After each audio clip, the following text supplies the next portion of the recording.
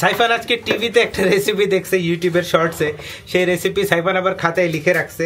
সেই জিনিসপত্র আমরা অলরেডি বাজার করে আনছি। এখানে আছে অনেকগুলো ডেইরি মিল্ক, চকবার চকলেট ফ্লেভারের, তারপরে এই যে মিল্ক, আইস কিউবস, আর শুধু এখন বাকি কফি। Dairy milk.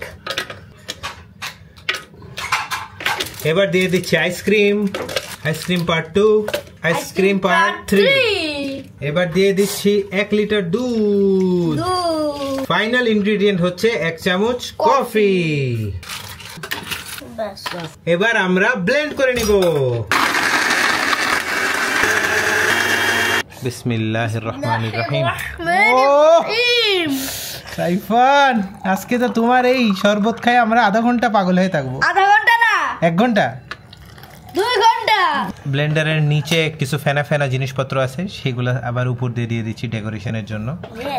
রেডি হয়ে গেল সাইফানের মজাদার শরবত। এক কথায় লাইক সাবস্ক্রাইবার যা যা আছে সাইফানের যদি সবকিছু সে অনেক অনেক অনেক অনেক সুন্দর।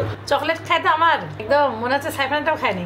চকলেটের ফ্লেভার, কফির ফ্লেভার, সবকিছু খুব সুন্দর আসতেছে। অনেক অনেক ধন্যবাদ আমার ছেলেকে এত কষ্ট করে বানানোর জন্য। এটাই আমার জন্য আজকে একটা খুশির দিন।